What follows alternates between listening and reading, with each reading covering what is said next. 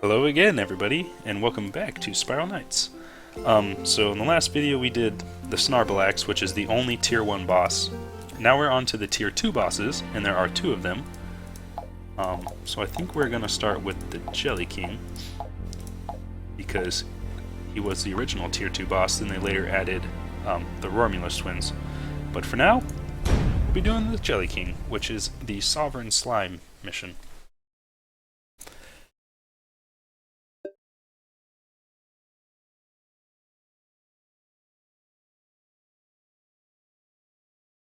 So, unlike beasts, which are weak to piercing, jellies are resistant to piercing, and they're weak to poison. No, what am I talking about? They're weak to shadow damage. So, we need to switch up our gear a bit. Beasts are resistant to elemental damage, and slimes are neutral to it, so elemental damage will work fine as well. So we are going to get our Grand Faust, and our Voltage, and then let's see what else. I'm going to bring the Fang of Vogue, which is sort of an impractical weapon. It's slower than a Brandish, and it does less damage than a Brandish, but its charge attack is amazing, with the caveat that it can set you on fire, which is just about as bad as it sounds, but it's ridiculously powerful. The charge attack is very strong in the first place, but it can hit enemies up to 4 times, I believe. If you have them in a corner, it does massive amounts of knockback, so unless the enemy is incredibly huge, like a boss, like even the fattest enemies, which I think are lumbers, or, dreadnoughts or something, they'll still get knocked away from you unless you have them in a corner. I can demonstrate it here really shortly. But against bosses that can't be knocked around, the charge attack is devastating, so I like to bring it for that. Alright, so in this first section of the Jelly Palace, there's a bunch of these little rocks, like this. You just have to run around and destroy them, and then one of them will have this little, I guess, switch turner in it. I just got lucky and found it on the first time. It spawns in a different one every time. Yeah, so you just have to run around and try to find that. And there's just a bunch of jellies for you to fight. Now, these spike jelly cubes can make spikes pop up from the ground. You'll see them start an attack at a distance, and you can see a little dark spot on the ground appear. So you just gotta watch for that and avoid it. These little jellies are just an annoyance. They don't ever drop any money or health. Actually, they might drop health, but very rarely. Like, rare enough that I can't remember whether or not they do. And they're not weak to anything. Jellies are weak to shadow damage, but those slimes are not. Okay, and then in this room, there's these 3 little sections of boxes with crystals in the middle. Underneath one of the crystals, also randomly, will be the switch. And when you hit the switch, it opens the gate and spawns a bunch of slimes for you to fight.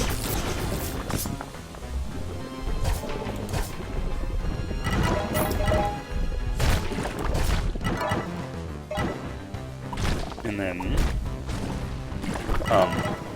these little pads on the ground, you need to put a statue on to hold them down to open gates and stuff. So, there are 2 gates and 2 statues, so I think we know what we need to do here.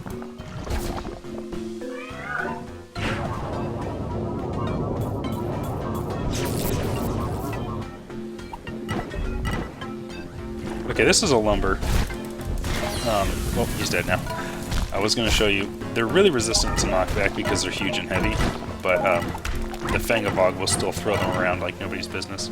The lumber is a construct, that's their, the enemy type is construct, but most people call them robots, I guess.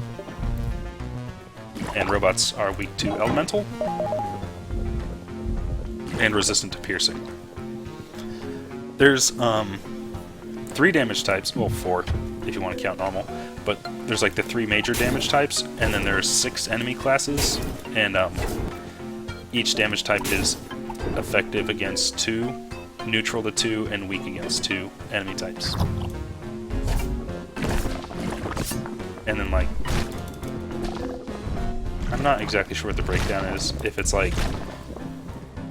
Elemental will be strong against... Strong in...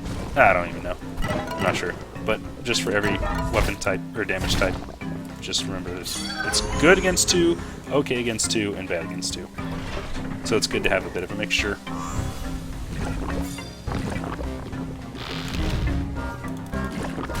That is a little healing butterfly, and it just runs around and constantly restores the health of enemies.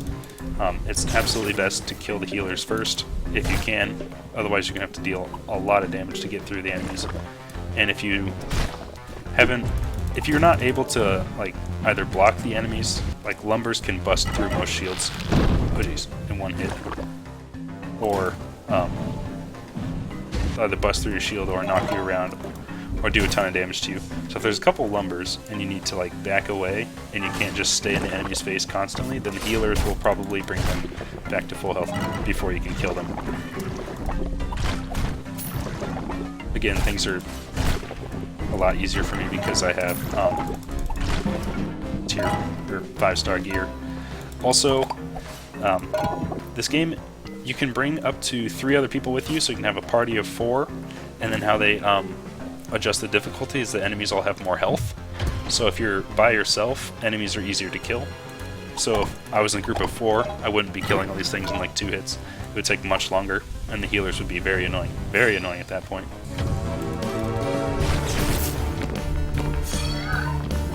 So right there, just use Seraphim's hard attack ability, just to continue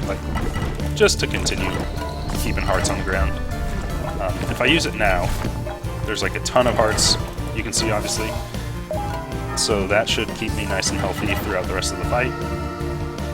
If no enemies have any damage, the healers don't really do anything, but if you damage one enemy, they'll go and bunch up around him.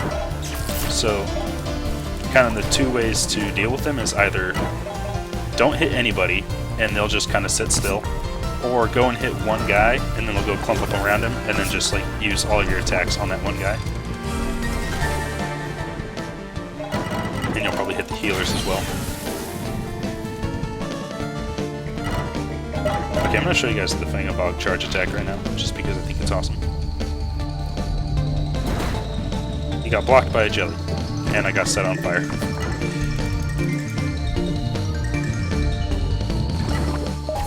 The Fang of Og is a reward you can get from Vanaduk, which is the tier 3 boss. He is currently the only tier 3 boss, and I imagine he's going to be the only tier 3 boss for a long, long time, which is kind of sad. This game hardly ever gets new content. Pretty much the developers can only put out content fast enough to like keep the doors open of their company, pretty much. I think it's a really small development team, but basically the only thing they're making these days are like different costumes and accessories, which don't actually add anything to the game other than fashion. And so like every month or month and a half they'll roll out like, hey, pay money for this box and you can open it and have a chance at winning this new gear or whatever. And like a lot of the richest players in the game make their money by buying and trading items, so they really like, it's just called merchanting. Yeah, merchanting. They really enjoy it. They really enjoy fashion and stuff, so people keep buying the boxes, but we're not actually getting any new stuff to do, which is okay. Just like if you got into the game today, there's a lot of content for you to find and explore and have a good time with. But I suppose just don't expect tons of new stuff all the time. They do already have a good number of seasonal events and stuff programmed into the game that they kind of bust out from time to time, which can keep things fresh. But I've personally like seen them all. I still really enjoy them. Some more than others, but a lot of them are still very, very fun and have good rewards.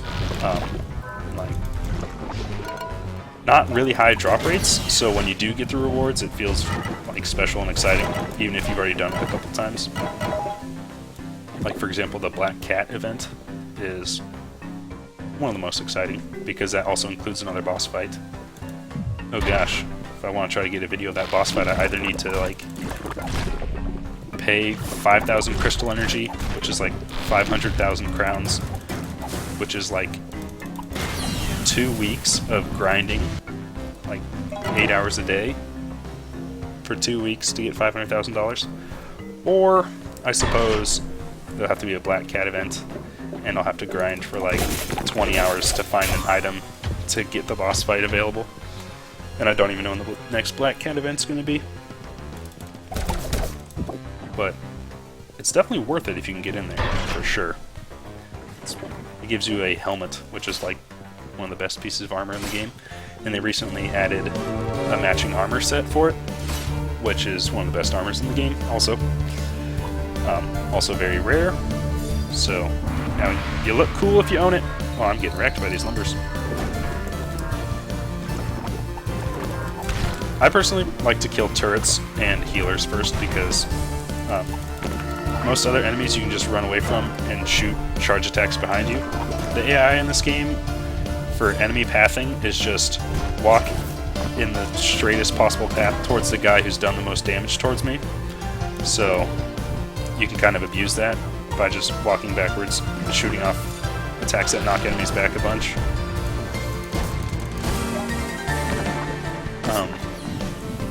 Or like one person can go in and hit an enemy. If you are with a team, you can have like one guy hit the enemy and then kind of just run away and ignore it, and have another guy hit the enemy and another one, and it'll just keep shifting its focus and never really concentrate on one guy. Or if one person deals half of its health and then runs away, it won't even look at anybody else until it's dead, because nobody else will have done at least half of its health until it's dead. So that is another way you can handle difficult enemies. Oh, these things are crystals. When you break them, they drop smaller crystals that are different colors, and you need those to feed your sprite to level them up. Red crystal is used for Dracon, purple one's used for Masquerade, and yellow one's used for Seraphynx, and currently there's no use for blue and green. A long time ago, crystals used to be used to change the levels of the arcade. Like, you could sell crystals to like this little vending machine type thing, and it would change the levels that were available. So like if you and your whole guild decide to save up a ton of crystals, you could influence what levels were in the arcade and what all like enemy types and types levels, just everything about it, which was really cool. It was super difficult to coordinate if you ever wanted to, but usually what people did was they just sold their crystals for money and didn't worry too much about like what ended up happening. And usually it was like you could check which crystals had already been sold to the gate to try to change the types, and it pretty much would always just be an even amount of crystals on all the gates. But I mean, you can at least get money for them. Literally now there is absolutely no use for green and blue crystals at this point in the game. And since you haven't been able to sell them for years, I wonder how many I have. You can check your minerals. So yeah, I'm basically out of yellow because I've been giving those to my pets, to my Seraphynx. But yeah, I have like almost 3,000 of the other kinds, just because if you're not using them on pets, then you're not using them at all. But that's okay. So yeah, the second level, this is the second stage of the Jelly King Fortress. The levels in the clockworks always change, or like, I guess I can't really show you the gate map, can I? If you go to your, a lot of people don't know about this, but if you go down here, then you go to the like settings, there's actually a gate map that you can click, and it'll show you all the levels. Okay, yeah, I can't. Normally, like each of these levels will have like 3 or 4 options it'd be cycling between, like every 5 minutes in real time it would switch levels. And so as you'd be going through a level, it would swap the options out and stuff. And so you pretty much never go through the same thing twice in a row, like the exact same thing. But boss dungeons are always the same. So anyways, this is the second level. It's pretty much just like a hub area, and then branches off into different challenge rooms where you get a key, and there are 4 total keys. You only need 3 to continue on, but if you get the 4th, it opens up a door to a room full of treasure, which is right there.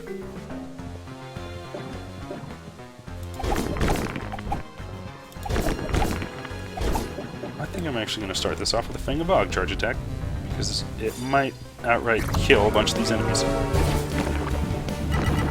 And it only has a chance of setting you on fire, so I kind of like to risk it. Plus I have a remedy capsule anyway, so if things got really drastic, I could just heal the fire.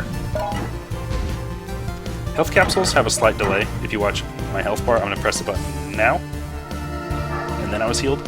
So there's like a 1.5 seconds between when I pressed it and when I got the effect. So you can get killed in that period of time, or if you go to use the capsule and you get hit, I think it'll interrupt the animation and you won't use the capsule.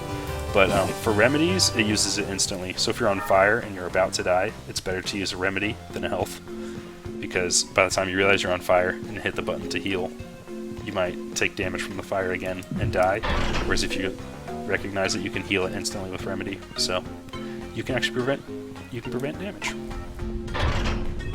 And remedy will work for any status effect, like if you're stunned, if you're shocked, if anything, any status effect on you, you can heal with remedy.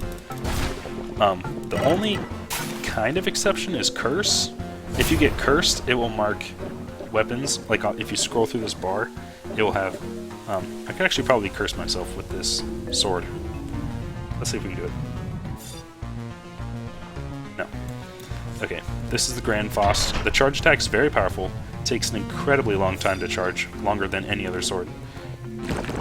And but the charge attack is super powerful and has a chance to curse enemies. What curse does is it damages enemies every time they attack.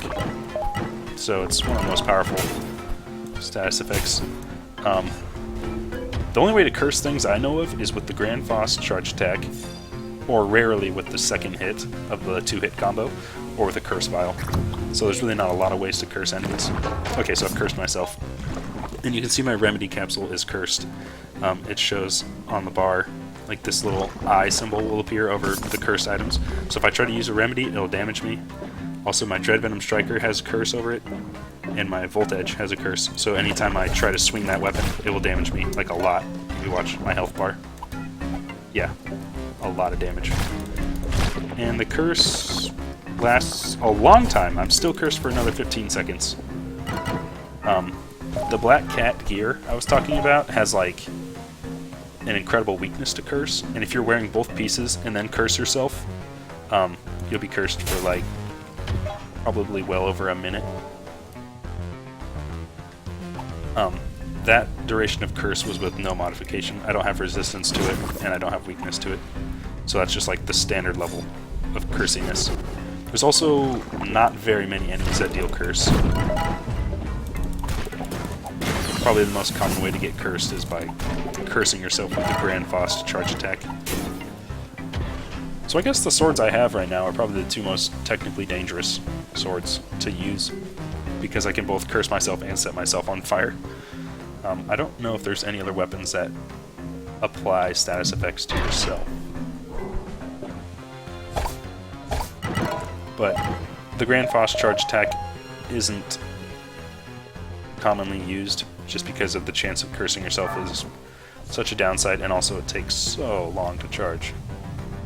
Like, I guess we'll just do it. All the way to full. That, compared to that, it's like probably 2 or 3 times as long.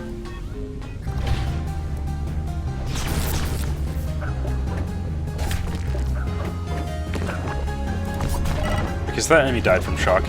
The Volt Edge is a brandish, so any other time I talk about a brandish, they'll have the same attack animations and charge attacks. Like the charge attack works the same, it's just a strong hit in front of you and then like 5 explosions backwards. The only difference between them is what status effect they'll deal. All the brandishes deal elemental damage, except for the Archeon, I think it's called, deals shadow. But so there's one brandish that deals shadow, the rest deal elemental, but they all have the same attack speed, charge speed, and their damages are all fairly equal. Like all the elemental ones deal the same amount of damage. So a Volt Edge is the shock variation of the brandish.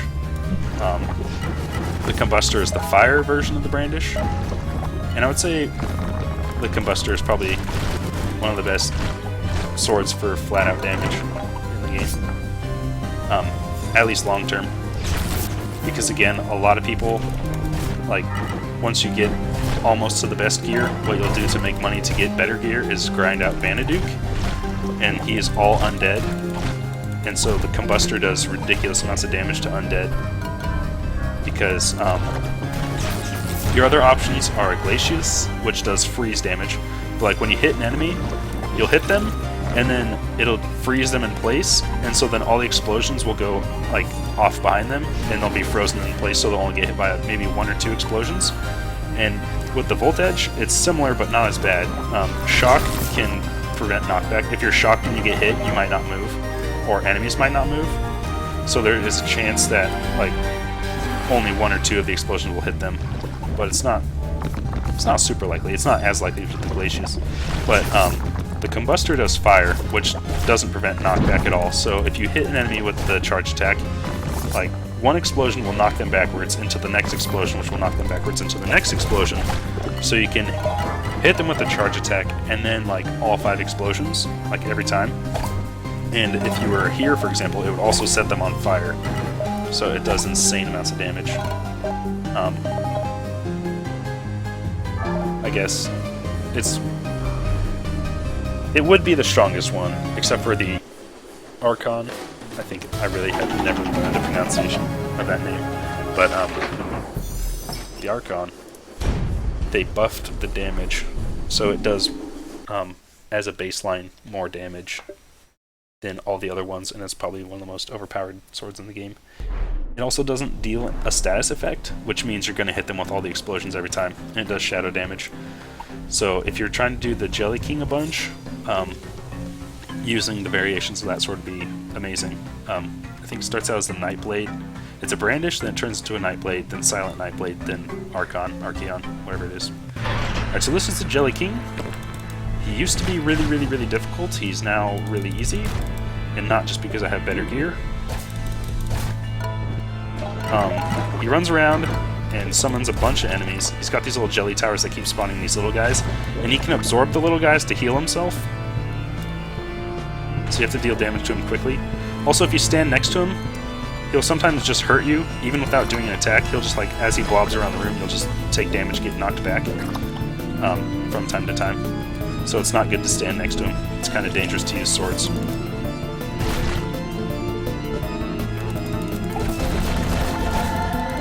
Like right there, I just got knocked back in damage even though he didn't do an attack. If you can poison him, that will prevent him from healing. But you can see he's absorbing a bunch of those little guys, getting his health back constantly.